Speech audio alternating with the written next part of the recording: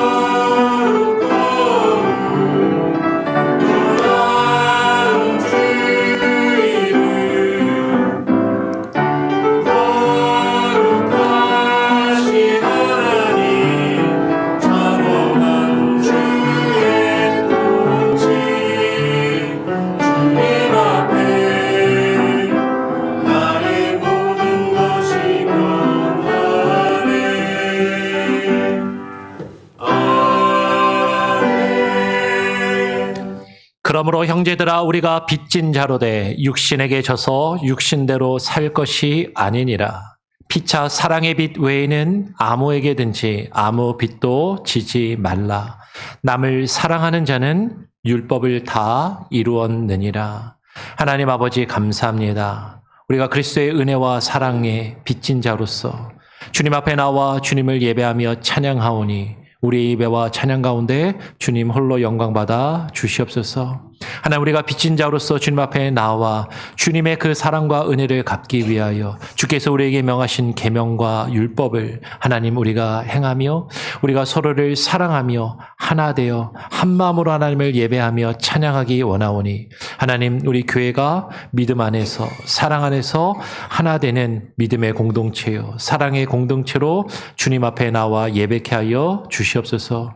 우리의 예배 가운데 주님 좌정하시고 우리의 마음과 생각을 흐트러뜨리며 주님을 바라보지 못하게 하는 수많은 일들과 우리의 마음 가운데 있는 수많은 생각들 하나님 사라지게 하시고 오직 이 시간 주님만 바라보며 주님의 영광만을 바라보며 주만 사모하며 예배케 하여 주시옵소서.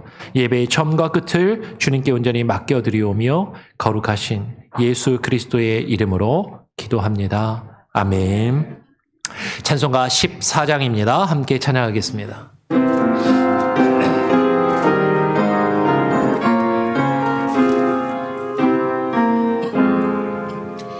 주의 하나님 하늘에 계시니 온천하 만민 주 앞에 찬송하네.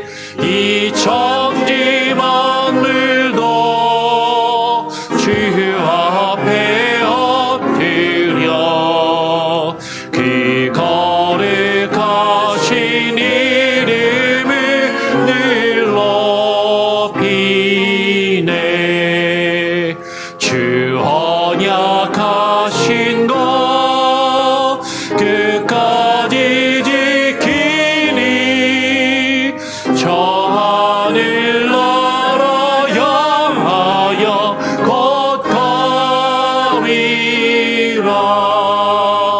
주 얼굴 배울 때 내 마음이 기쁘고 영원히 주의 영광을 찬양하리. 왕의 왕 되신 주 하늘에 계시니 이 죄성 죄악 이기시 그 주 예수. 저 천군 천사들 주 옹이하고서 무성도 함께 영원히 늘 섬기네.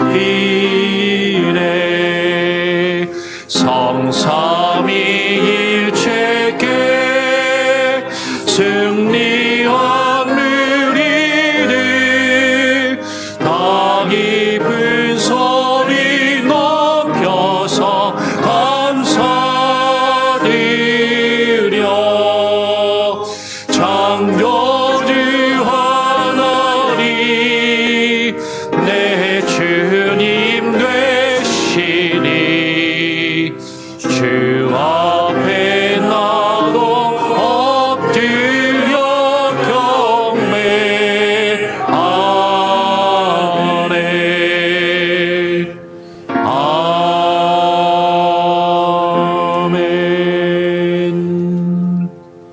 성시교독 86번입니다. 요한계시록 14장을 함께 교독하도록 하겠습니다. 또 내가 보니 보라 어린 양이 시온산에 섰고 그와 함께 14만 4천이 서 있는데 그들의 이마에는 어린 양의 이름과 그 아버지의 이름을 쓴 것이 있더라. 내가 하늘에서 나는 소리를 들으니 많은 물소리와도 같고 큰 우레소리와도 같은데 내가 들은 소리는 검은 고 타는 자들이 그 검은 고를 타는 것 같더라. 그들이 보좌 앞과 내 생물과 장로들 앞에서 새 노래를 부르니 땅에서 속량함을 받은 14,000 밖에는 능히 이 노래를 배울 자가 없더라. 이 사람들은 여자와 더불어 더럽히지 아니하고 순결한 자라.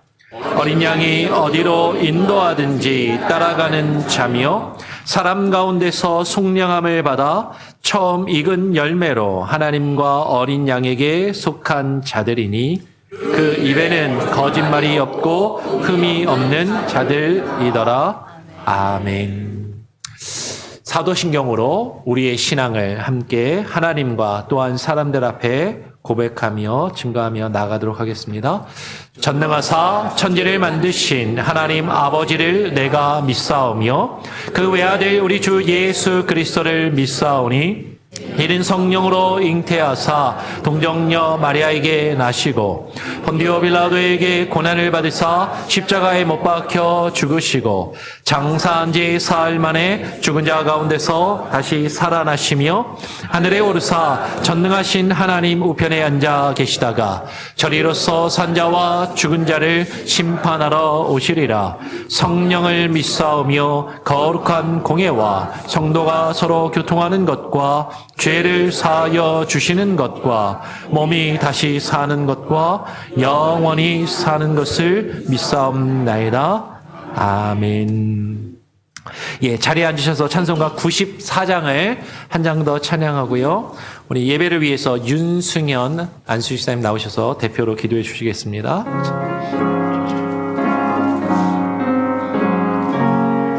주 예수보다 더 귀한 것은 없네.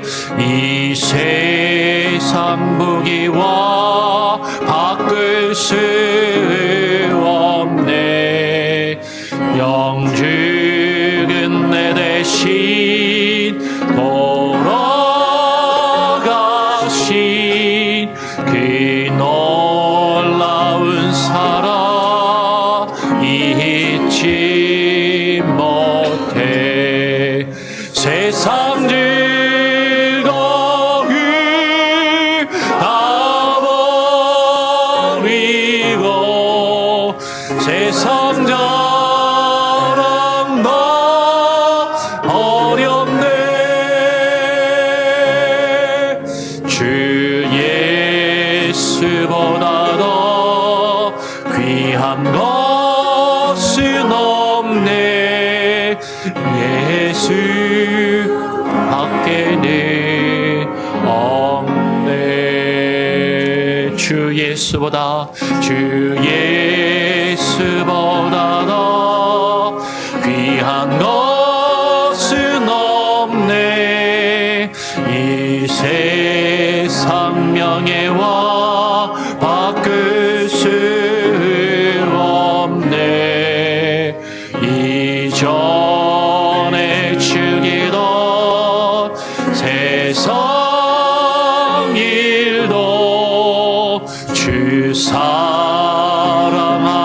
마음 맺지 못해. 세상 즐거움 다 버리고 세상 자랑 다 어렵네. 주 예수보다 더 귀한 것은 없네. 예수 밖에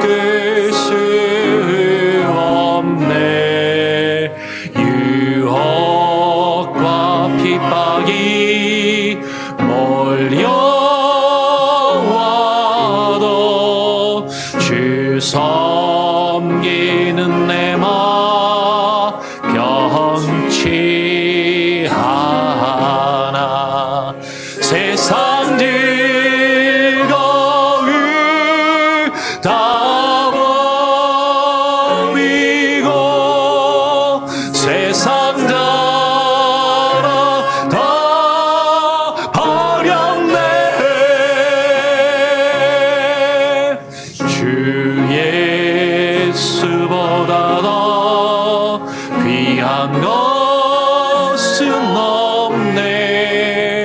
예수 밖에는 없네.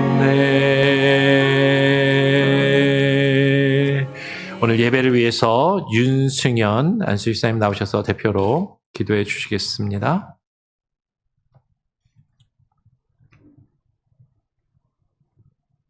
거룩하고 자비로우신 하나님 아버지, 죄로 죽을 수밖에 없는 저희를 구원하고자 독생자 예수를 보내어 주신 주님의 크신 은혜에 감사드립니다. 이 땅에 사람의 몸으로 오시고 내 이웃을 내 몸같이 사랑하라는 주님의 말씀을 확증하여 보여주신 그리스도의 사랑에 찬양과 경배를 올려드립니다. 지난 한 주간 주님의 날개 아래 우리를 지켜주시고 진실된 예배 자리로 인도하심을 감사드립니다. 지치고 연약한 우리 영혼을 붙잡아 주시고 근심으로 가득 찬 우리 마음을 회복시키시는 주님을 찬양합니다. 우리 안에 거짓된 마음, 세상사로 인한 고민, 타인에 대한 질투와 미움이 가득했음을 고백합니다. 더 인내하지 못하고 무례하게 행동했으며 교만하여 진리를 외면하지는 않았는지 저희 삶을 돌아보는 예배가 되게 하여 주옵소서. 이 시간에 예수님을 우리 마음의 중심에 영접하고 등을 들고 신랑을 맞으러 나간 슬기로운 5 처녀와 같이 늘 준비하고 깨어 있으라 하신 말씀을 기억하고 실천할 수 있는 은혜 내려 주옵소서. 주님 앞에 새로운 다짐과 결심으로 시작한 한 해도 어느새 한 달이 남았습니다. 시절을 따라 과실을 풍성하게 맺으심과 같이 지금까지 지내온 저희의 모든 삶이 하나님의 크신 은혜임을 고백하며 감사드립니다. 연초에는 많은 계획을 세웠으나 지난 시간을 헤아려 보면 실천한 것이 너무도 없습니다. 이제 남은 시간을 가치 있게 보내게 하시고 매일매일이 하나님의 은총임을 깨닫게 하소서. 이루어 놓은 일이 있더라도 교만하거나 자랑치 않고 그 모든 것이 주님 은혜였음을 알게 하소서. 자신이 박수받고 칭찬받기보다는 교회 공동체의 모든 지체가 함께 이루어가는 것임을 깨닫게 하소서. 우리 교회를 세우고 40년이 넘도록 지켜주신 주님의 크신 계획을 감사드립니다. 우리 교회가 늘 지역사회에 선한 영향을 미치고 선교사님 활동에 도움 줄 수 있는 깨어있는 교회가 되게 하여 주옵소서. 이 시간 말씀을 전하시는 목사님께 성령님 함께 하셔서 생명의 말씀이 온전히 선포되고 우리가 그 말씀을 듣고 실천하는 참된 주의 제자가 되기를 기도합니다. 교회 밖에서도 그리스도인으로 세상과 구별되는 삶을 살 수 있는 용기를 주시고 각자의 삶의 터전에서 자신을 먼저 희생하고 타인을 돌보는 모습으로 언제 어디서나 예배의 삶을 살 수 있도록 성령님 함께하여 주옵소서. 성탄 행사를 준비하시는 주일학교 선생님들, 전도사님, 지치지 않고 모든 것 주님 뜻으로 아이들 인도해 나갈 수 있도록 힘 주시옵소서. 이 예배를 준비하며 헌신한 모든 손길들을 기억하시고 찬양과 봉사로 교회를 섬기는 모든 성도들께 주님의 축복을 넘치도록 내려주시옵소서.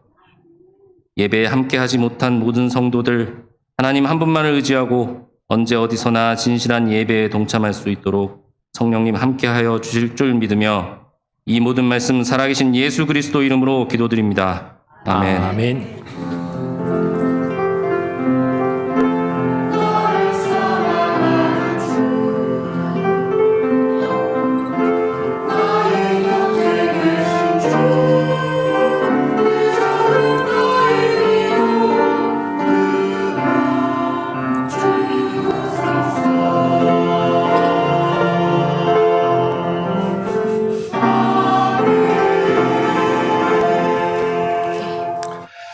오늘 우리에게 주시는 하나님의 말씀은 로마서 15장입니다. 15장 22절부터 봐야 되는데요. 25절부터 29절까지만 함께 교독으로 읽도록 하겠습니다. 25절부터 29절까지 교독으로 읽습니다.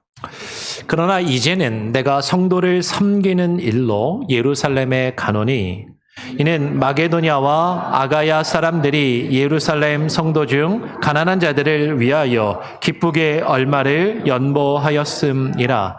저희가 기뻐서 하였거니와 또한 저희는 그들에게 빚진 자니 만일 이방인들이 그들의 영적인 것을 나누어 가졌으면 육적인 것으로 그들을 섬기는 것이 마땅하니라.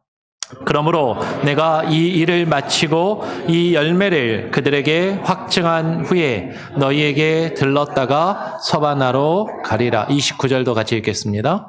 내가 너희에게 나아갈 때에 그리스도의 충만한 복을 가지고 갈 줄을 아노라. 아멘. 찬양대 찬양으로 하나님께 영광 올려드리겠습니다.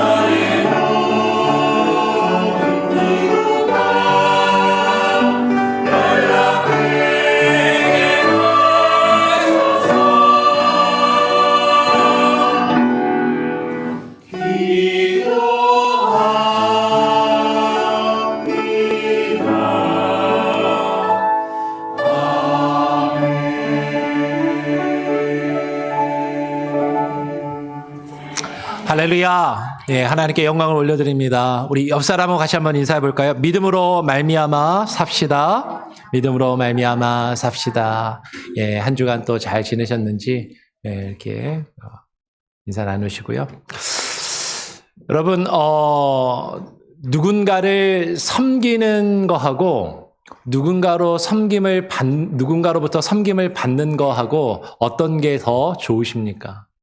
내가 누군가를 위해서 열심히 일하는 거하고 누군가 나를 위해서 열심히 일해주는 거하고 누가 더 어떤 게 더 좋으신가요? 아마 많은 사람들이 섬기는 것보다는 섬김을 받는 것을 더 좋아하고 원할 것 같아요. 그러니까는 누군가 나를 잘 섬겨줄 수 있는 그 좋은 식당도 찾아가는 것이고, 그죠? 회사에서도 누군가 나를 위해서 나를 섬겨 일할 수 있는 높은 자리에 오르려고 하는 것 아니겠습니까? 근데 이 세상에서요, 섬기는 자리에 있으면서, 섬기는 위치에 있으면서 섬김 받는 것에 누구보다도 익숙한 사람이 누군지 아십니까? 두 부류가 있는데, 정치인들하고 목회자들인 것이죠. 정치인들하고 목회자들이 섬기는 자리에 있는 사람들인데, 섬기기보다는 섬김을 받는 것이 너무나도 익숙하고 당연하게 생각하는 부류의 사람들이라고 그래요. 저도 이제 목회자 중에 한 사람이니까 교회에서 사역을 열심히 하다 보면 성도님들 중에 정말로 귀한 마음으로 정성으로 이렇게 뭐 식사를 대접해 주시기도 하고 뭐 이렇게 선물을 주시기도 하고 막 이렇게 섬겨 주시는 분들이 있어요. 그러면 처음에는 참 죄송스럽고 감사한 마음에 이러다가 어느 순간에는 그런 것들이 자꾸 반복되면 익숙해지고 당연하게 생각하고 그렇게 섬기지 않는 사람들을 보면 저 사람은 섬길지도 모르나 막 이렇게 생각하고 안 하면 에이 좀 믿음도 없어라고 생각하면서 괘씸하게 생각하는 그런 목사들이 제 주변에 보니까 많이 있더라고요. 어쩌면 저에게도 그런 마음이 없지는 않은가. 제 자신을 되돌아보면서 반성하고 또 뉘우치는 마음으로 오늘 말씀을 함께 나누기를 원합니다. 오늘 사도 바울이요, 오늘 본문에서 성도를 섬기는 일에 대해서 이야기를 하거든요. 성도를 섬기는 일. 그럼 사도 바울이 지금 말하고 있는 이 성도를 섬기는 일은 무엇이고, 목회자가, 말씀을 전하는 자가 성도들을 어떻게 섬겨야 할 것인가 한번 생각해 보기를 원하고, 그런데 이 성도를 섬기는 일이 그렇다면 당연히 목사와 말씀을 전하는 자가 먼저 섬기는 것이 당연하고, 그런데 이것이 목사와 말씀을 전하는 자만 성도를 섬기는 것인가? 오늘 설교 제목을 한번 보시기를 바랍니다. 설교 제목을 보면 성도를 섬기는 일이라고 되어 있고, 우리 성경에도 성도를 섬기는 일이라고 번역되어 있는데 영어로 한번 보세요. 영어로는 어떻게 되어 있죠? The service of the saints. of the saints. 영어로 of, 소유격이요. 번역이 하기가 참 어렵고 다양하게 번역될 수 있는데, 이거를 성도를 섬기는 일로 번역할 수도 있고, 어떻게 번역할 수도 있어요? 성도가 섬기는 일이라고 사실 해석할 수도 있는 것이죠. 그렇죠? 성도에 섬기는 일. 이 성도에 섬기는 일이 성도를 당연히 섬기는 것인데, 누구를 어떻게 섬기는 것인가. 이 부분을 오늘 본문의 말씀을 통해서 우리가 로마서 말씀을 이제 정리해 가면서 함께 생각해보고 나눠보기를 원합니다.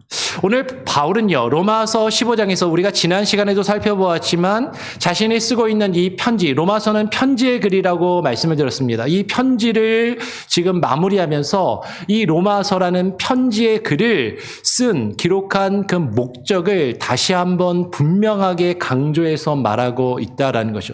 그러니까 이 로마서를 그냥 쓰고 있는 것이 아니라 분명한 이유와 목적을 가지고 누군가에게 보낸 편지인데, 그 이유와 목적이 무엇인지 우리는 한번 생각해 볼 필요가 있다라는 것입니다.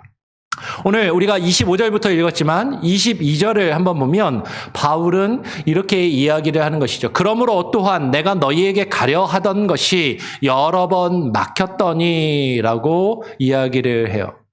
그럼 바울은 로마에 있는 성도들에 가려고 여러 번 애썼지만 아직까지 한 번도 로마에 가보지를 못했습니다. 이 로마서를 쓰고 있는 시점에서는. 물론 나중에 로마에 가요. 근데 지금 로마서를 쓸 때는 이 로마에 아직 한 번도 가보지 못했다라는 거죠.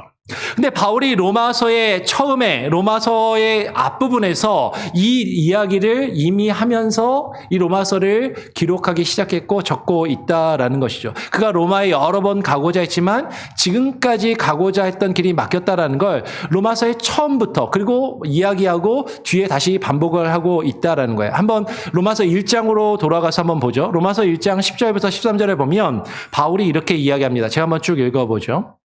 어떻게 하든지 이제 하나님의 뜻 안에서 너희에게로 나아갈 좋은 길 얻기를 구하노라. 내가 너희 보기를 간절히 원하는 것은 어떤 신령한 은사를 너희에게 나누어 주어 너희를 견고하게 하려 함이니 이는 곧 내가 너희 가운데서 너희와 나의 믿음으로 말미암아 피차 안위함을 얻으려 함이라. 13절에 형제들아 내가 여러 번 너희에게 가고자 한 것을 너희가 모르기를 원하지 아니하노니 이는 너희 중에서도 다른 이방인 중에서와 같이 어떻게 열매를 맺게 하려 함이로되 지금까지 길이 막혔도다라고 이야기를 하는 것이죠. 여러분 로마서는요.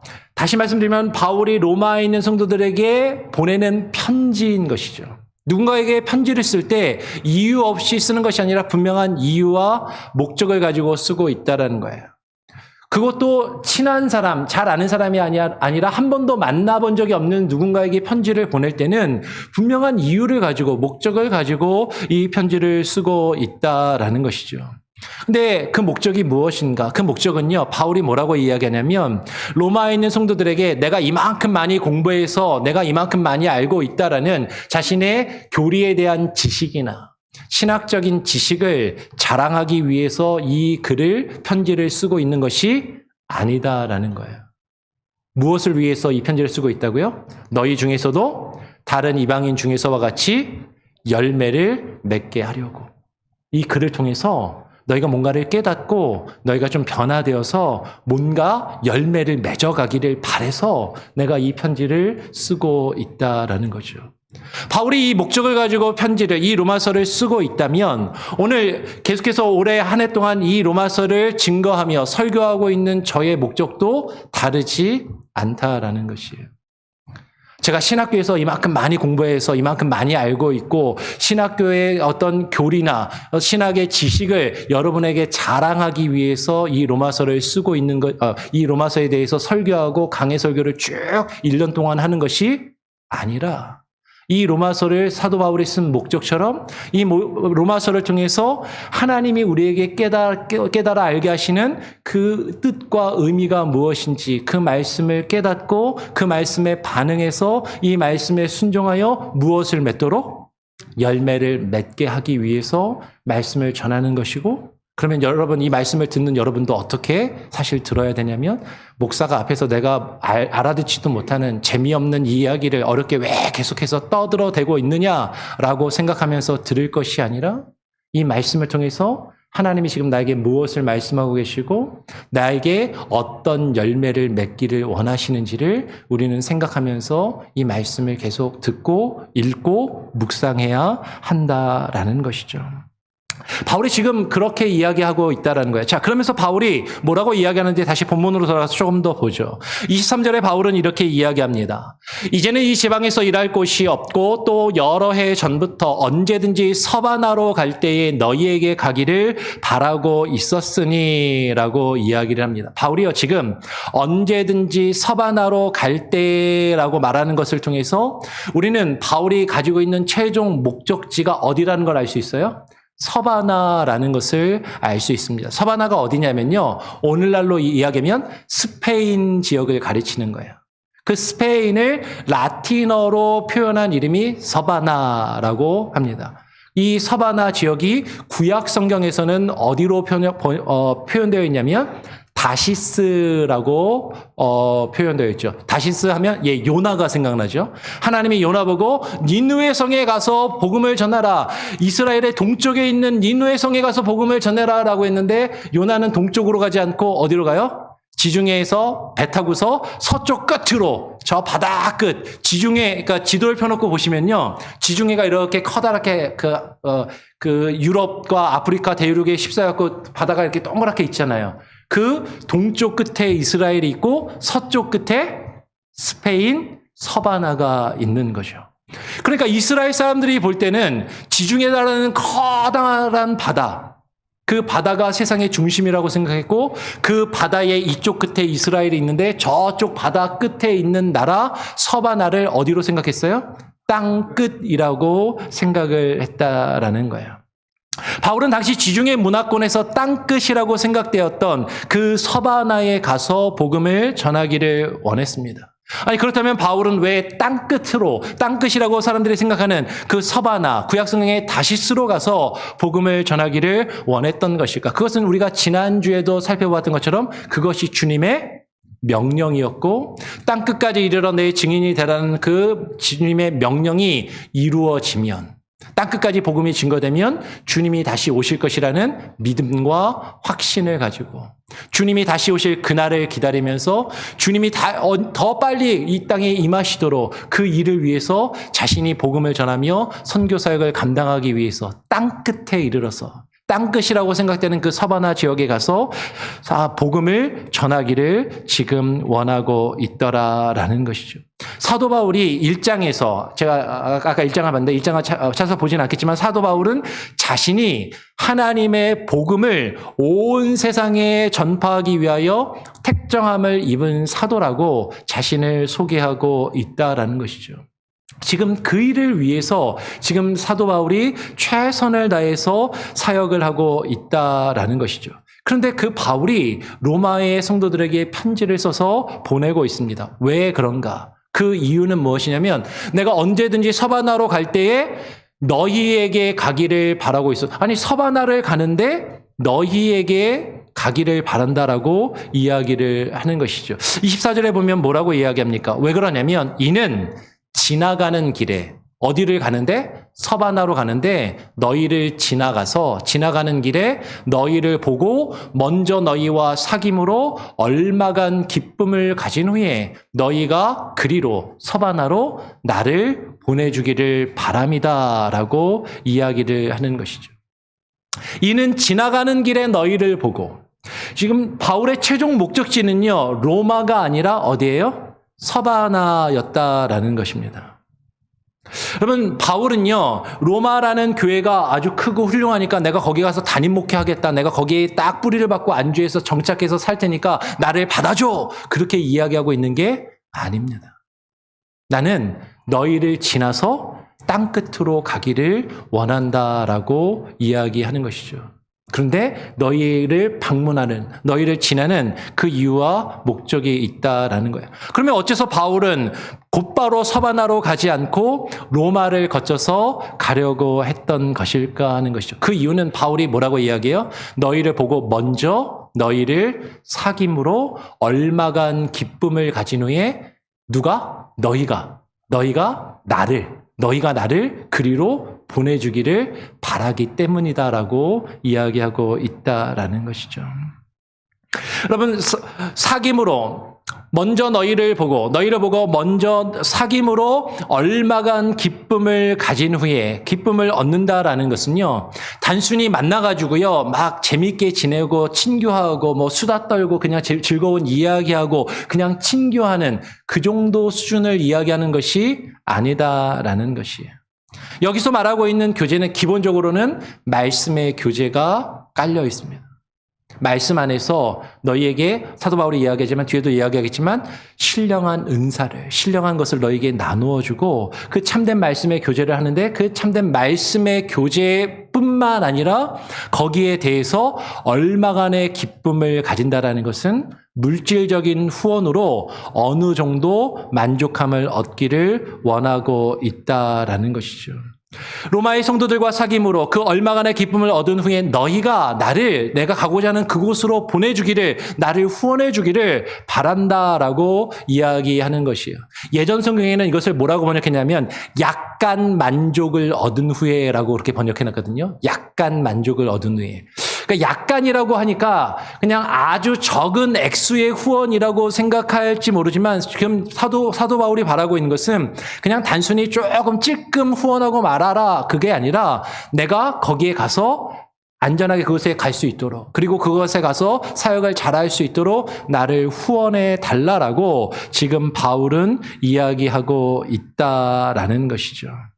바울이 바라는 그 만족은 너희가 나를 내가 가기 원하는 그 땅끝까지 보내어주고 그곳에 가서 말씀을 전하며 사역할 수 있도록 나를 보내어 나를 후원해 주기를 바란다라고 이야기하고 있다라는 것이에요. 이렇게 이야기하면 이제 어떤 분들은 속으로 이렇게 생각하시는 분들이 있을 거예요. 목사님, 근데 바울은요, 자비량 선교사 아니었나요? 스스로 텐트를 만들어가지고 스스로 돈을 벌어서 선교했던 선교사가 아닙니까? 그렇게 알고 있고 그렇게 생각해서 진짜 선교사는 여기저기 손 벌리고 여기저기서 도움을 받아서 선교하는 것이 아니라 자신이 스스로 일하고 돈을 벌어서 자비량으로 선교하는 선교사가 바울 같은 진짜 선교사 아닙니까? 라고 이렇게 이야기하시는 분들이 계세요. 그런데 이거는 반만 알고 잘못 알고 있는 것입니다. 오늘 로마서에서 바울이 직접 이렇게 이야기하고 있고 사도행전을 보아도 그렇고 실제 바울이 쓴 서신서들을 다 전체적으로 보면요. 바울이 텐트를 만들어서 자비랑 선교를 했어요. 근데 그것은 어디서 했냐면 고린도 교회에서 그렇게 했습니다. 왜 고린도 교회에서 그렇게 했냐? 고린도 교회는 문제가 많았거든요.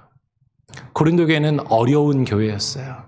고린도에 있는 교회들은요, 서로 다투고 갈등하고 분쟁하면서 헌금하며 섬기는 일을 잘하지 않았던 교회예요. 바울을 후원하고 도울 마음이 없었던 교회였습니다. 그런 그들에게 나를 후원하라고 그들에게 억지로 후원하라고 이야기하지 않고 그들에게 부담을 주지 않기 위해서 스스로 텐트를 만들고 스스로 돈을 벌어서 자비량으로 고린도 교회, 고린도 지역에서 사역을 했던 것이죠. 근데 오늘 로마서를 보아도 그렇고 갈라디아를 보아도 그렇고 사도행전을 보아도 그렇고 바울은요 여러 번 이야기합니다. 말씀을 전하는 자가 말씀을 전할 때 그 사역을 성도들이 물질로 후원하고 돕는 것이 마땅하고 그렇게 함께 사역하고 함께 그 일을 이루어 가야 한다라고 사도 바울은 이야기하더라라는 것이죠. 여러분 누군가 이야기해요. 교회가 무언가를 국가도 마찬가지고요. 나라도 마찬가지고요. 뭐가 중요해라고 이야기하는데 그 중요하다라고 이야기하면 그게 중요한지 알려면 어떻게 보면 알 수 있어요? 거기에 재정과 예산을 쓰는지 안 쓰는지를 보면 알 수 있는 거죠. 요새 한국이 참 이상합니다. 뭐가 대통령이 중요해 그러면은 거기에 예산은 다 깎여요. 그러면 그게 정말로 중요한 것인가? 그러면 우리 교회는 주일학교가 중요합니다. 우리 자녀들의 교육을 위해서 우리가 교회가 힘써야 됩니다. 라고 이야기를 하는데 주일학교를 위해서 예산을 쓰지 않고 반영을 하지 않으면 정말로 그것을 중요하게 생각하고 있는 것인가? 중요하게 생각하는 곳에는 정말로 중요하게 여기는 곳에는 무엇이 함께 할 수밖에 없어요? 물질이 함께 필요할 수밖에 없고 물질이 들어가야 그 일을 할 수밖에 없다라는 것이죠. 사도 바울은요, 우리가 뒤에서 좀 더 자세히 나누겠지만 만일 우리가 신령한 것을, 영적인 것을 하나님의 구원과 그 은혜를 받은 자들이라면 우리가 그것을 받은 은혜 받은 자들로서 영적인 것을 받은 자들로서 육신의 것으로 다른 이들을 섬기는 것이 마땅하다라고 이야기하더라라는 것이죠. 오늘 본문 25절에 이어서 보면 바울은 이렇게 이야기합니다. 내가 서바나를 가기를 원하는데, 그죠? 서바나를 가는 것이 나의 궁극적인 목적지인데, 25절에 그러나 이제는 내가 성도를 섬기는 일로 예루살렘에 가노니라고 이야기하면서 목적지가 지금 바뀌었어요. 그러면 지금 바울의 목적지가 원래는 서바나를 가기를 그렇게 원하고 그렇게 바라고 있었는데 내가 서바나는 자신이 지금 있는 곳에서 서쪽으로 가야 되는데 지금 거꾸로 정반대 방향인 동쪽에 있는 예루살렘으로 간다라고 이야기를 하고 있는 것이죠. 바울은 땅끝까지 복음을 전파하려는 그 목표를 가지고 있었지만 하나님께서는 그의 목표를 순간적으로 일시적으로 바꾸십니다. 여러분 우리가 어떤 비전을 가지고 목적을 가지고 우리가 계획한 그 길을 열심히 가려고 할 때 그것으로 나아가려 한다 할지라도 때로는 하나님께서 그것을 바꾸실 때가 있어요. 때로는 다른 곳을 거쳐서 돌아가게 하실 때도 있습니다. 우리는 그것을 민감하게 반응하고 그 이유를 잘 발견해야 되는 것이죠. 바울의 목적지가 서바나로 가는 것에서 왜 예루살렘으로 가는 것으로 바뀌게 되었을까? 그 이유는 무엇인가? 우리는 그것을 사도행전 말씀을 통해서 발견할 수 있습니다. 사도행전 11장 27절부터 30절까지를 보면 그 내용을, 그 배경을 우리에게 설명해 줍니다. 그때 선지자들이 예루살렘에서 안디옥에 이르니 그 중에 아가보라 하는 한 사람이 일어나 성령으로 말하되 천하에 큰 흉년이 들리라 하더니, 지금 안디옥 교회 선지자들이 와가지고 예언을 합니다. 그 중에 아가보라는 한 선지자가 예언을 하는데 뭐라고 얘기해요? 온 천하에 크게 흉년이 들리라라고 예언을 했고, 글라디오 황제 때에 실제로 그렇게 큰 흉년이 드니라라고 이야기를 하는 것이죠. 그리고 이어서 29절에 큰 흉년이 들어서 어떻게 해요? 교회에 있는 제자들이 각각 그 심대로 유대에 사는 형제들에게 부조를 보내기로 작정하고 이를 실행하여 바나바와 사울의 손으로 장로들에게 보내니라. 큰 흉년이 들었는데요. 어느 지역에 더 크게 어려움이 왔냐면 예루살렘 지역에, 팔레스타인 지역에 큰 흉년이 들어서 더 어려움을 겪게 되었다는 거죠. 이 소식을 들은 소아시아와 유럽 지역에 있는 다른 지역에 흩어진 제자들이, 주의 말씀을 받은 자들이 각각 자신의 힘으로 지금 안디옥 교회를 중심으로 계속해서 헌금을 모아서 부조를, 그 파이낸셜 에이드를 하기로 작정하고 돈을 모아서 보내는데 누구를 통해서 보낸다고요? 바나바와 사울을 통해서. 이 사울은 바울이 변화되기 전에 예수님을 핍박할 당시의 이름이 사울이 변해서 바울이 된 거잖아요. 지금 바나바와 사울, 바나바와 바울의 손으로 장로들, 그 예루살렘에 있는 장로들이 겪고 있는 그 어려운 예루살렘 교회를 돕기 위해서 예루살렘 교회 장로들에게 보내었다라고 이야기를 하는 것이죠. 여러분, 바울은 성도의 섬기는 일로, 성도들을 섬기는 일로 예루살렘으로 간다라고 이야기할 때 이 성도를 섬기는 일이란 무엇인가? 여러분, 이 성도를 섬기는 일이란 사도행전 11장 27절의 내용을 보면 각각 그 심대로, 그냥 그대로입니다. 각각 그 심대로 유대에 사는 형제들에게 부조를 보내는 것이 성도를 섬기는 것이다라는 것이죠.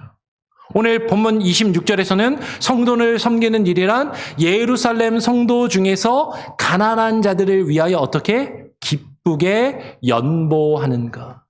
헌금을 드리고, 그죠? 물질을 모아서 그들에게 후원하며 섬기는 것을 성도를 섬기는 일이라고 이야기하고 있는 거예요. 여러분, 우리가 누군가를 섬긴다라고 이야기할 때 많은 경우에 말로만 할 때가 많아요. 근데 우리가 헐벗고 있는 사람들에게 배부르게 먹고 따뜻하게 입어, 말로만 하면 그것이 무슨 소용이 있겠느냐라는 것이죠. 배고프고 헐벗은 이에게 먹을 것을 주고 입을 것을 주어야 그에게 실질적인 도움이 되지 않겠느냐라는 것이에요. 여러분, 성도를 섬기는 일이라는 것은요, 어려움 가운데 있는 성도, 여러 가지 곤란한 상황 가운데 있는 성도, 여러 가지 필요 가운데 있는 성도들을 위해서 그들보다 조금 더 나은 상황에 있는 사람들이, 그들보다 조금 더 많은 것을 가지고 있고 여유가 있는 사람들이 그들을 섬기고 그들을 돌보며 그들의 필요와 어려움을 채워주는 것을 성도를 섬기는 일이라고 지금 바울은 이야기하고 있다라는 것이죠. 바울은요, 초대교회로부터 공식적으로 이 사명을 부여를 받았습니다. 그러니까 원래 자신의 목표는 서바나로 땅끝으로 가서 복음을 전하는 것이었지만 교회가 나를 불러서 그 직분과 그 사명을 부여해 주었을 때 내가 가고자 하는 방향하고는 전혀 다른 방향이지만 일단 순종하여 그 일을 감당하며 지금 성도를 섬기는 그 일을 먼저 하고 있다라는 것이죠. 오늘 바울이 26절에서 마게도냐와 아가야 사람들이 예루살렘의 가난한 성도들을 위해서 기쁘게 연보하였다라고 지금 바울은 이야기해요. 여러분, 지금 예루살렘의 가난한 성도들을 위해서 기쁘게, 예전 성경에는 동정한 헌금을 거두어서 파이낸셜 에이드라고 있는 이 마게도냐와 아가야 사람들이 누구인가 하는 것이죠. 마게도냐와 아가야 지역은요, 바울이 1차 선교 여행 이후에, 1차 선교는 안디옥 지역을 중심으로 먼저 했고요, 거기서 좀 더 서쪽으로 가서 바울의 2차, 3차 선교 여행이 이루어진 장소가 전도 대상지가 된 곳이 바로 이 마케도냐와 아가야 지역인 것이죠. 그러니까 지금 바울이 가서 복음을 전하고 교회를 세웠던 그 지역의 성도들로부터 헌금을 거두어서 물질을 거두어서 예루살렘에 있는 어려운 성도들을 돕기 위해서, 그들을 섬기기 위해서 지금 그곳으로 나아가고자 하고 있다라는 것이에요. 바울은 1, 2차 선교 여행을 마치고서 자신의 선교 사역을 로마로까지 확장해 나가기를 원했지만 지금 자신의 사역의 방향을, 자신의 목적을 잠시 바꾸어서 일단 예루살렘을 향해서 나아가려 하고 있는 것이죠. 3차 선교 여행을 마무리하면서 자신이 지금까지 복음을 전하고 자신이 지금까지 복음으로 교회를 세웠던 그 지역의 성도들로부터 연보를 거두어서 그들이 기쁘게 자원하여서 드리는 그 물질을 거두어서 그것을 가지고 어려움 가운데 있는 사람들, 그 물질의 필요 가운데 있는 이들을 섬기며 돕기 원하여 지금 이 일을 하고 있다라는 것이에요. 이어서 27절에 뭐라고 이야기합니까? 저희가 기뻐서 하였거니와 무엇을 한 거예요? 기뻐서 헌금을 드렸다고요.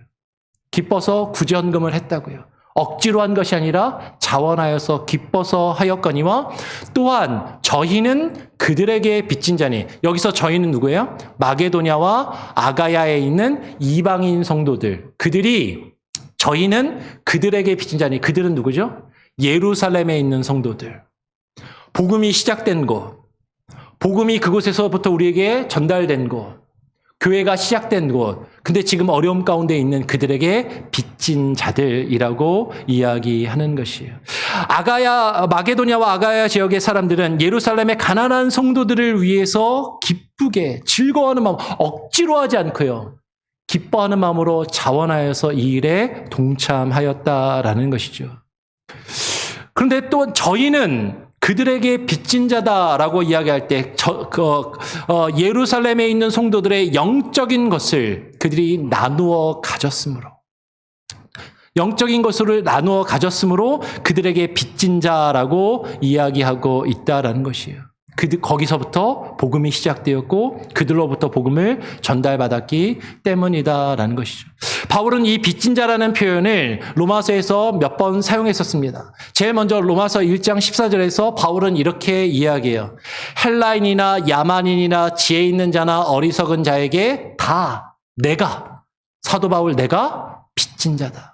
복음의 빚진 자이고 그리스도의 은혜와 사랑의 빚진 자이기 때문에 내가 실제로 그들을 아직 보지도 못했고 그들로부터 실제로 빚진 것이 아니라 그리스도께 빚진 자로들로서 그들에게 복음을 전해야 한다라고 이야기하고 있는 거죠. 근데 바울은 자신만 내가 빚진 자라고 이야기할 뿐만 아니라 이 편지를 읽고 있는 우리들을 향해서도 우리가 빚진 자라고 이야기합니다. 8장 12절. 그러므로 형제들아 우리가 빚진 자로 돼 육신에게 져서 육신대로 살 것이 아니니라. 우리가 다 그리스도의 사랑과 은혜의 그 복음의 빚진 자들이라는 거죠.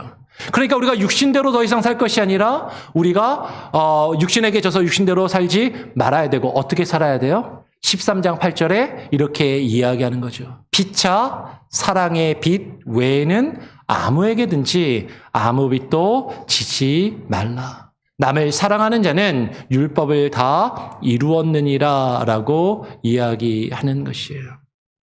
만일 그들의 영적인 것을 나누어 가졌으면, 우리가 누군가로부터 말씀을 증거받고 우리가 그들로부터 말씀을 듣고 배워서 그들로부터 우리가 구원을 얻고 영생을 얻었다면, 그 영적인 것을 얻었다면, 그런데 나에게 복음을 전해주고 나에게 영적으로 나누어 준 자들, 그들이 어려움 가운데 있다면 내가 그들을 섬기고 돕는 것이 마땅하다라고 이야기하는 것이죠. 심지어는 나는 아직 한 번도 만나본 사람이 아니고 실제로 내가 그 사람들에게 빚진 것은 아니지만 내가 그리스도께 빚진 자로서 그리스도께서 내게 주신 사명과 그 빚을 가지고 그들을 사랑하며 그들에게 사랑의 빚으로 갚는 것이 마땅하다라고 지금 바울은 이야기하고 있다라는 것이에요. 여러분, 이것이 섬기는 자의 모습이다라는 것이죠.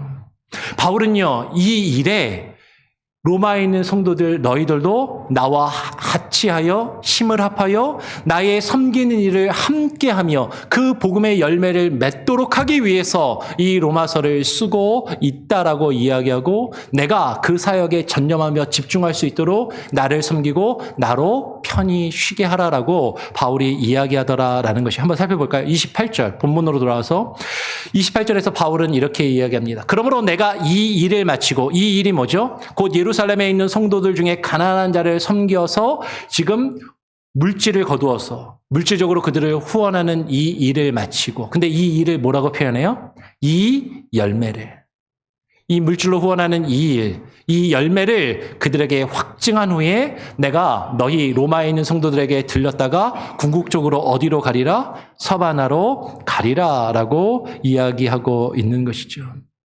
여러분, 지금 이 열매를 그들에게 확증한 후에 너희에게 들렸다가 서바나로 가리라라고 바울이 이야기하고 있는 것은요, 바울은요, 하나님께서 내가 가고자 하는 방향을 바꾸셨지만 지금 나의 상황이 원래 내가 목표했던 곳으로 가지 못하고 다른 곳으로 나의 목적지가 잠깐 바뀌었지만 원래 하나님이 내게 주신 비전과 사명과 그 사역의 목표를 결코 포기하지 않고 저버리지 않았다라는 것이죠. 지금은 잠깐 돌아가지만, 지금은 반대 방향으로 나아가지만, 그러나 다시 하나님이 내게 주신 그 비전과 사명을 가지고 끝까지 그 일을 이루길 원한다라고 바울은 이야기하고 있다라는 것이에요. 그런데 이 일을 할 때 그 섬김의 열매와 사역의 열매를 맺고 그것을 위해 수고한 이들과 그 열매를 함께 나누어야 한다라고 이야기하면서 이 일에 너희들도 나와 함께 해달라라고 이야기하는 것이죠. 오늘 보면 29절에 바울은 이렇게 이야기해요. 29절 말씀에서 내가 너희에게 나아갈 때에 그리스도의 충만한 복을, 그리스도의 충만한 1장 13절을 제가 빼먹었군요. 지금 이 열매라고 이야기할 때 이 열매가 아까 우리가 보았던 로마서 1장 13절에서 바울이 먼저 이야기했던 내용이 있습니다. 한번 먼저 볼까요? 같이 한번 읽어보죠. 로마서 1장 13절 한번 함께 읽어보겠습니다. 시작. 형제들아, 내가 여러 번 너희에게 가고자 한 것을 너희가 모르기를 원하지 아니하노니 이는 너희 중에서도 다른 이방인 중에서와 같이 열매를 맺게 하려 함이로다. 라고 하메로되 지금까지 길이 막혔도다라고 이야기를 하는 것이죠. 내가 너희에게 여러 번 가기를 원했던 것은 너희 중에서도 다른 이방인 중에서와 같이, 아까 말했던 마케도냐와 아가야에 있는 다른 이방인 성도들과 같이 그 열매를 너희도 맺을 수 있도록, 맺게 하기 위해서 내가 너희에게 가기를 원한다라고 이야기를 하는 것이에요. 너희도 이 열매를 맺어야 되지 않겠냐? 이 열매를 맺기 위해서 내가 너에게 나아갈 때 그냥 나가지 않고, 오늘 본문 29절에 보면 내가 너에게 나아갈 때 그리스도의 충만한 복을 가지고 갈 줄을 아노라라고 이야기를 합니다. 여러분, 여기서 그리스도의 충만한 복을 가지고 나아간다고 할 때 이 충만한 복, 예전 성경에는 뭐라고 번역해놨는지 아세요? 그리스도의 충만한 축복이라고 해놨거든요. 근데 축복을 복이라고 바꾸었습니다.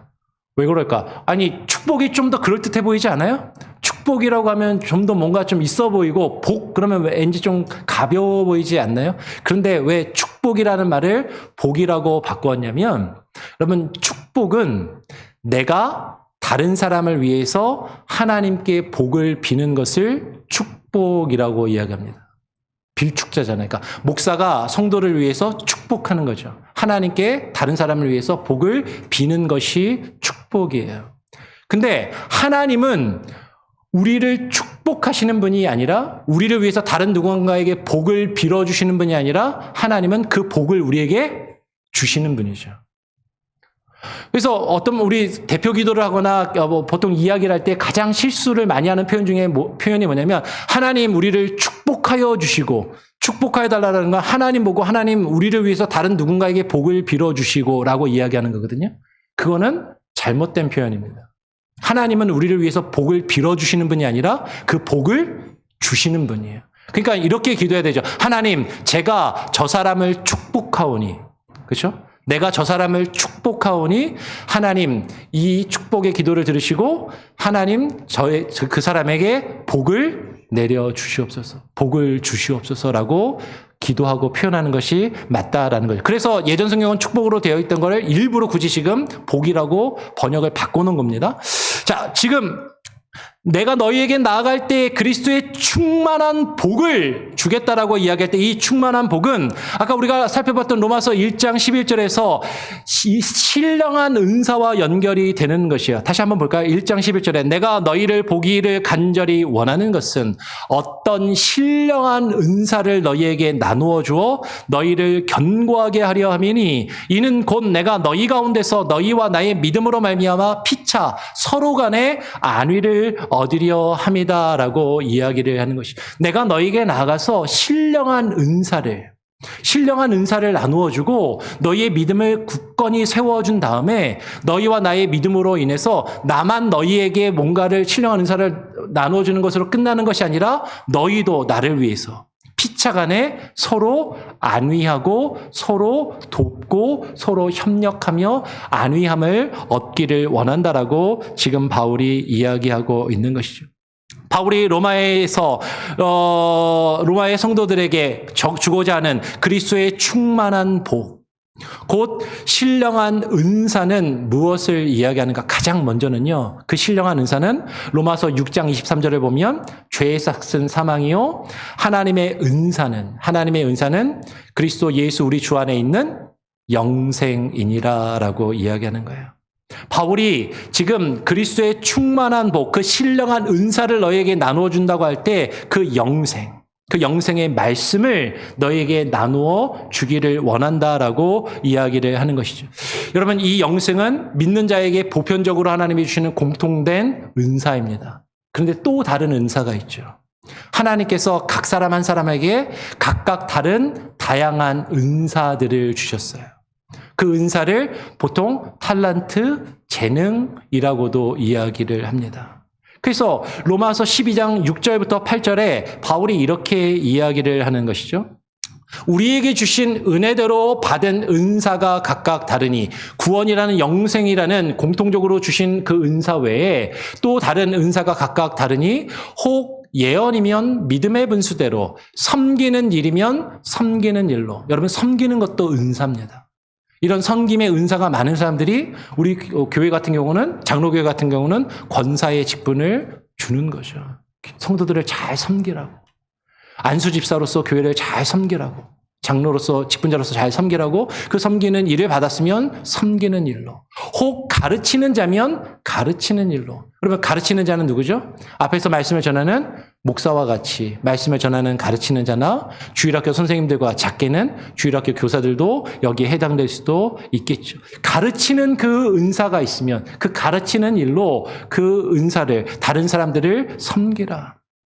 좀 더 볼까요? 8절에 보면 혹 위로하는 자면 위로하는 일로, 구제하는 자는 성실함으로, 다스리는 자는 부지런함으로, 긍휼을 베푸는 자는 즐거움으로 할 것이니라 라고 이야기를 하는 것이에요. 하나님께서 우리 각 사람에게 다양한 은사를 주셨습니다. 다른 사람이 가지고 있지 않은, 내가 다른 사람들보다 더 많이 가지고 있는 것, 그것을 가지고 다른 사람을 섬기고 다른 사람을 돌보라라고 이야기하는 것이죠. 누군가를 위로할 수 있는 넓은 마음을 주셨으면 누군가를 위로하고 누군가를 따뜻하게 품어주는 그 일을 감당해야 될 것이고, 하나님께서 나에게 물질을 다른 사람보다 좀 더 많이 주셨다면, 하나님이 나에게 다른 사람보다 더 많은 것을 가지게 하셨고 내가 다른 사람보다 조금 더 여유가 있다면 그것을 가지고 구제해야 할 때 구제하는 자는 어떻게 하게? 성실함으로, 그리고 즐거움으로, 인색함으로 억지로 하는 것이 아니라 기쁘고 즐겁게 그 일을 할 것이다라고 이야기를 하는 것이에요. 지금 바울이 쭉 이렇게 이야기하는 그 성도의 섬김을 쭉 볼 때, 여러분, 지금 바울이 말하고 있는 목사의 섬김의 가장 기본적인 모습은 그런 뭐예요? 가르치는 자로서 말씀을, 신령한 영적인 그 말씀을 증거하며 말씀을 성도들로 섬기도록 하는 것이죠. 그리고 성도들은 그 일에 함께 하는 것이에요. 그래서 오늘 로마서 15장 뒷부분을 보면요, 바울이 이렇게 이야기합니다. 뒷부분은 자세하게 보진 않겠지만 30절부터 32절까지 바울이 이렇게 이야기해요. 내가 너희를 권하노니 나와 힘을 같이하여. 내가 이 성도를 섬기는 일을 하는데 나 혼자 할 수 없으니까 너희들이 나와 힘을 같이 해서 나를 위해서 하나님께 빌고 기도해라. 첫 번째 무엇을 위해서 기도하냐면 31절에 나로 유대에 순종하지 아니하는 자들로부터 건짐을 받게 하고, 내가 성도를 섬기며 이 신령한 하나님의 은사와 이 복음과 말씀을 전하는 이 일에 집중하기를 원하는데, 그런데 이 말씀을 그들이 듣고 받아들이지 않고 말씀에 순종하지 않고 말씀을 거역하며 나의 사역을 방해하는 자들이 있는데, 그들로부터 내가 어려움을 겪지 않도록 나를 위해서 기도하라라고 이야기해요. 말씀을 증거할 때 그 말씀에 순종하지 않고 말씀을 거역하며 반대하는 자들, 그들로부터 겪는 어려움을 내가 피할 수 있도록 나를 위해서 기도하고, 두 번째로 또한 예루살렘에 대하여 내가 섬기는 일로 성도들이 받을 만하게, 내가 저 어려움 가운데 있는 예루살렘 성도들을 위해서 물질을 가지고 후원해야 되는데 더 많은 사람들이 이 사역에 동참해서 함께 후원하고 이 물질을 가지고 후원할 수 있도록, 그리고 이것을 가지고 그들에게 전해줄 때 그들이 자존심이 상하지 않고 그들이 이것을 하나님께 주시는 은혜로 기쁨으로 받아들일 수 있도록 함께 기도해라. 그리고 마지막으로 세 번째로 32절에 보면 나로 하나님의 뜻을 따라 기쁨으로 너희에게 나아가서 어떻게 하라? 너희와 함께 편히 쉬게 하라. 내가 말씀을, 그 영적인 신령한 은사를 너희에게 잘 나누어 줄 수 있도록, 그리고 내가 너희를 지나서 저 땅끝까지 이르러 이 말씀을 잘 전할 수 있도록, 내가 그것 가운데 어려움을 겪지 않도록 나로 쉬게 하고 나를 후원하고 나와 함께 해달라고 그렇게 이야기하고 있다라는 것이죠. 여러분, 지금 이게 사도 바울이 말하고 있는 성도를 섬기는 일이고, 그 성도를 섬기는 일에 너희 로마에 있는 성도들도 나와 함께 해달라. 말씀을 전하는 자가 근심함과 물질적인 근심과 어려움으로 말씀을 전하는 일을 포기하는 일이 없도록 그 일을 함께 힘써달라고 이야기하는 거예요. 그리고 나서 이 권면과 기도를 부탁한 이후에 마지막에 어떻게 끝내요? 바울이 로마에 있는 성도들을 축복합니다. 로마에 있는 성도들을 축복하면서 끝내는 것이죠. 평강의 하나님께서 너희 모든 사람과 함께 계실지어다. 그 평강의 하나님, 그 하나님께서 주시는 평강과 은혜가 지금 너희와, 그리고 하나님께서 사용하시는 나의 사역과 이 성도를 섬기는 이 일에 우리가 함께 하나 되어서 이 일을 이루어갈 수 있기를 원한다라고 사도 바울이 축복하고 있다라는 것이죠. 여러분, 사역자와 힘을 같이하여 그 말씀의 증거의 사역에 동참하고 사역자가 말씀의 사역에 집중할 수 있도록 물질적으로 후원하며 함께하는 것, 그리고 함께 사역자를 위해서 기도하는 것, 이것이 성도를 섬기는 일의 한 모습이고 필요이다라는 거예요. 그래서 우리가 선교사님들도 후원하는 거고요. 그죠? 목회자의 생활을 교회가 책임지는 그 이유가 여기에 있다라는 것이죠. 여러분, 이 말씀을 듣고 여러분 이 말씀을 깨달으며 이 성도를 섬기는 일, 이 성도를 섬기는 일이 사도 바울과 같이 말씀을 전하는 자가, 사역자가, 목회자가 가장 앞장서서 해야 됩니다. 그 일을 이루어 가야 돼요. 근데 목회자만 혼자 할 수 있는 것이 아니다라는 거죠. 성도들이 물질과 기도로 함께 후원하고 함께 동참하고 함께 그 섬기는 일을 할 때 교회가 이 일을 함께 이루어 갈 수 있음을 여러분 기억하시고, 이 섬김에, 이 사도 바울이 로마서를 기록하여 적고 있는 이 열매 맺는 모습이 우리 교회 가운데서 충만하게 이루어져 갈 수 있기를 간절히 소원하고 축원하고 축복합니다. 기도하겠습니다. 하나님 아버지, 감사합니다. 오늘 사도 바울이 이 로마서를 쓰고 있는 성도를 섬기는 일, 그 성도를 섬기는 일이 누가 누구를 어떻게 섬겨야 하는 것인지 하나님 우리로 하여금 깨달아 알게 하시고 그것을 하나님 우리가 이루어갈 수 있게 하여 주시옵소서. 우리가 하나님으로부터 영적인 것을, 그 신령한 은사를, 하나님의 구원과 예수 그리스도의 은혜와 사랑에 빚진 자들이라면 하나님 우리가 그 사랑과 은혜를 받은 자들로서 다른 이들에게 복음을 증거하며, 또 어려움 가운데 있는 이들, 물질적인 어려움 가운데 있는 이들을 또 우리가 가진 것으로, 그들보다 우리가 조금 더 가진 것으로, 조금 더 여유 있는 우리가 그들을 섬기며 후원하며 돌보는 그 충만한 모습이 하나님 우리 교회 가운데 있게 하여 주시옵소서. 연말 연시를 맞이하여서 우리 주변에 있는 불우한 이웃들을 돌아보게 하여 주시고, 하나님, 우리 교회가 후원하는 선교사님들을 위하여 기도하며 그들을 또한 물질로 후원할 수 있는 하나님, 우리 교회가 되게 하여 주시옵소서. 하나님, 물질로만 하는 것 아니라 하나님, 우리가 그 사역을 위하여 함께 기도하며 함께 섬기며 그 일에 함께 참여하는 하나님 온전한 성도의 섬김이, 성도를 섬기는 그 모습이 하나님 우리 교회 가운데 충만히 있게 하시고 이 일을 목회자가, 앞에서 말씀을 증거하는 자가 바르게 이루어갈 수 있도록 성도들이 함께 기도하며 함께 일에 동참하며 그 역사를 이루어가는 귀한 은혜가, 그 열매 맺음이 하나님 우리 교회 가운데 있게 하여 주시옵소서. 사역의 열매를 맺어가게 하시고 그것으로 하나님을 기쁘시게 하며 하나님의 나라가 이 땅 가운데 드러나며 확장되어져 가는 놀라운 은혜를 우리로 하여금 경험케 하여 주시옵소서.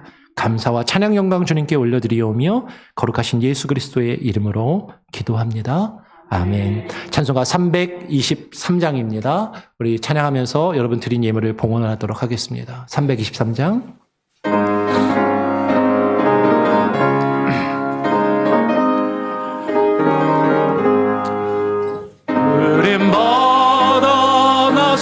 몸 어디든지 가리다. 괴로우나 즐거우나 주만 따라 가오리니 어느 누가 막으리까. 죽음인들 막으리까. 어느 누가 막으리까. 죽음인들 막으리까. 악을 걸쳐 빈들에도 복음 들고 가오리다.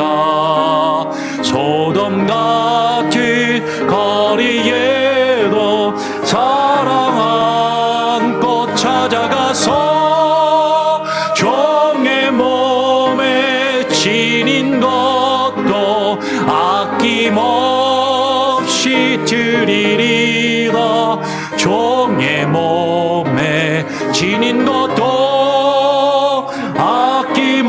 아낌없이 드리리라. 존귀 영광 모든 권세 주님 홀로 받으소서. 멸시정대 십자가는 제가 지고 가오리다. 이름 없이 빛도 없이 감사하며 섬기리다. 이름 없이 빛도 없이 감사하며 섬기리다.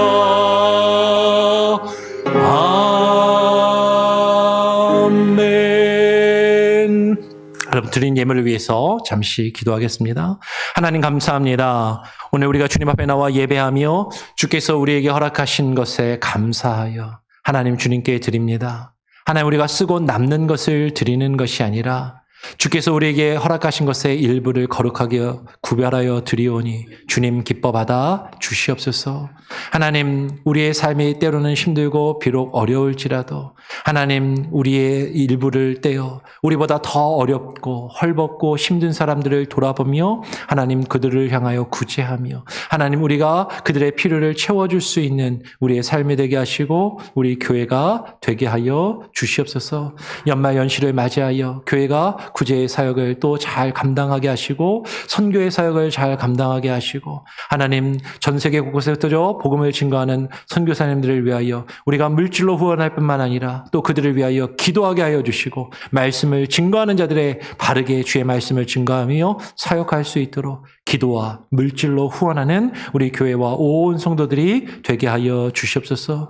하나님, 그럴 때 하나님 주님의 사역이 주의 나라가 온전히 열매 맺게 하여 주시고 그 열매 맺음이 하나님 우리에게도 기쁨이 되게 하시며 하나님 우리의 삶을 주께서 주관하시고 때를 따라 필요를 따라 주께서 또 돌보시며 허락하시는 그 놀라운 공급하심의 은혜를 우리가 날마다 경험하며 주께 감사하며 살아가게 하여 주시옵소서. 하나님, 주님께 드리는 이 일, 인색함으로나 억지로 하지 아니하고 즐거움으로 기쁨으로 하게 하시고 자원하여 드리게 하시고 하나님 기뻐 받아 주시옵소서. 감사와 찬양 영광 주님께 올려드리오며 거룩하신 예수 그리스도의 이름으로 기도합니다. 아멘.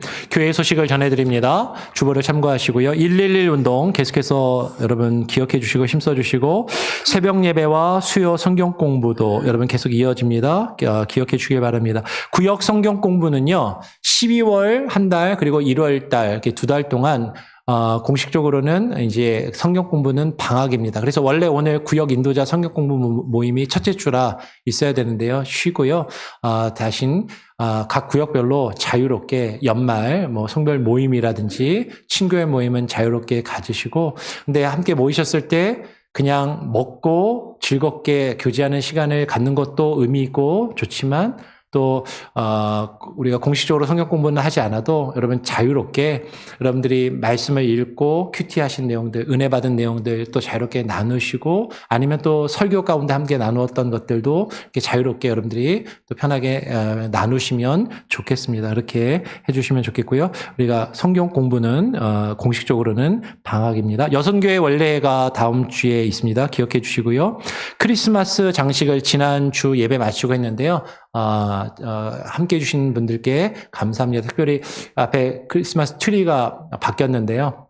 크리스마스 트리는 우리 박옥희 원사님하고 존 트위드 성도님이 도네이션을 해주셨습니다. 감사드리고요.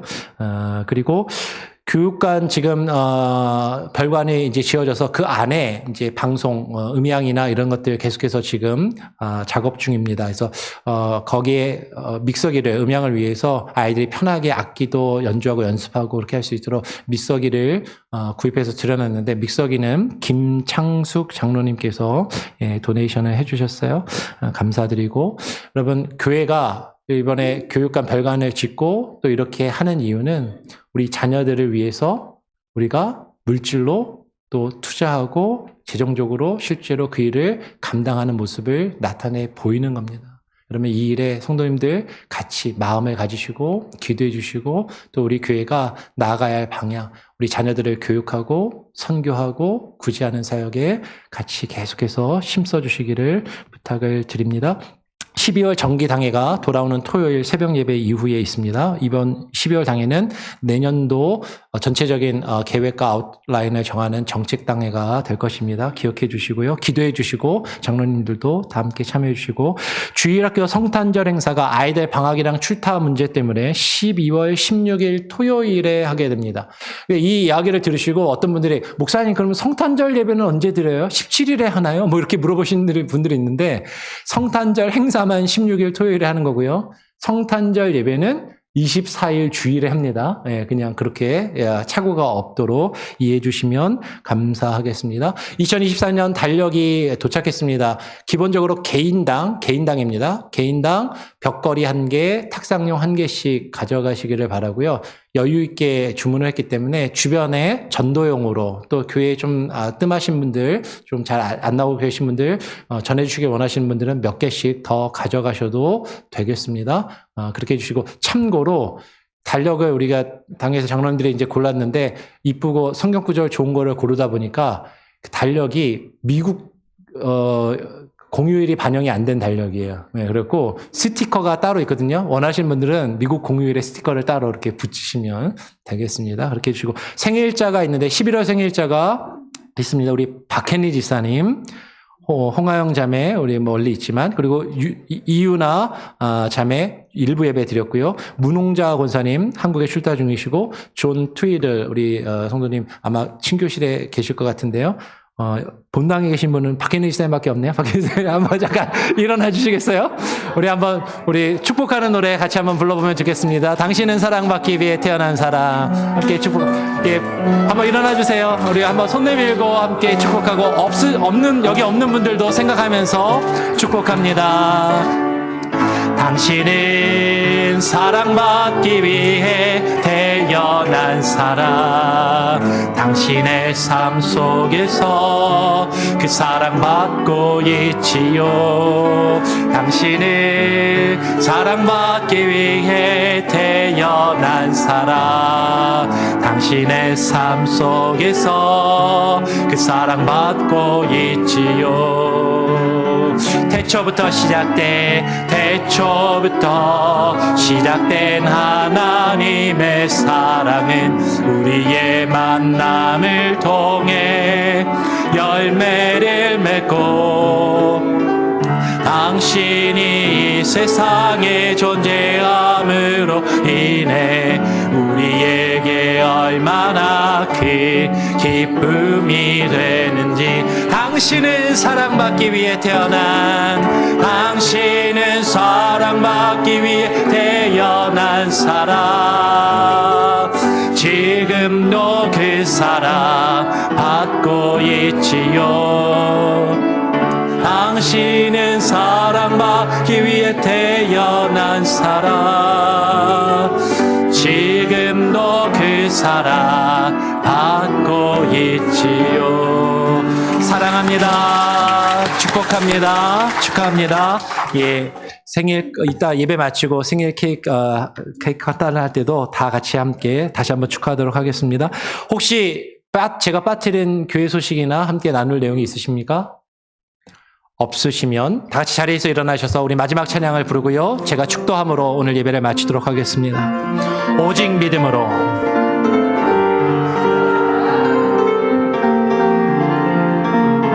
세상은 들리고 사람들은 변하여도 나는 주를 섬기리.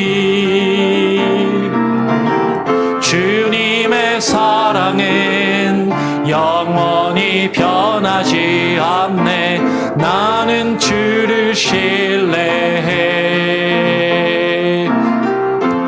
오직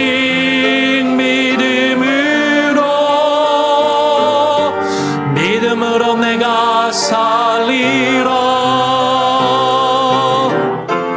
오직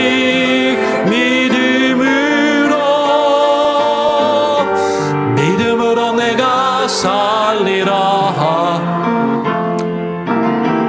믿음은 들리고 사람들 주를 떠나도 나는 주를 섬기리. 주님의 나라는 영원히 쇠하지 않네. 나는 주를 신뢰해. 오직 믿음으로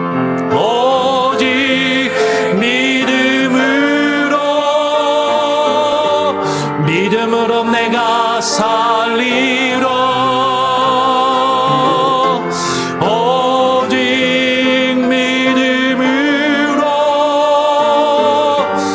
믿음으로 내가 살리라. 오직 의인은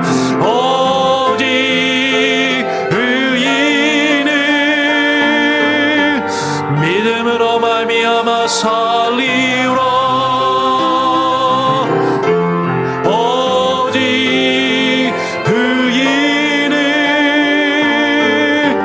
믿음으로 말미암아 살리라. 이제는 오늘 이 예배 가운데 나와 하나님을 찬양하며 주님을 예배하며 주의 말씀을 듣고 반응하며 이제는 성도를 섬기는 그 섬김의 사역에 함께 참여하며 주의 나라와 주의 교회를 위하여 힘써 주께 헌신하며 주께서 우리에게 허락하신 우리의 육신과 우리의 재능과 우리의 노력과 우리의 시간과 또한 우리의 물질까지도 주께 드리며 주를 섬기며 성도를 섬기는 일에 함께하기를 소원하며 결심하는 오늘 이 자리 가운데 나와 예배하는 온 성도들과 예배자들과 우리 장로교의 모든 권속들과 오늘 이 시간에 온라인으로 예배하며 이외에 예배드릴 모든 이들에게 이제는 우리 구주 예수 그리스도의 무한하신 은혜와 아버지 하나님의 크신 사랑과 성령님의 역사 교통하심이 이제로부터 영원토록 함께 계실지어다. 아멘.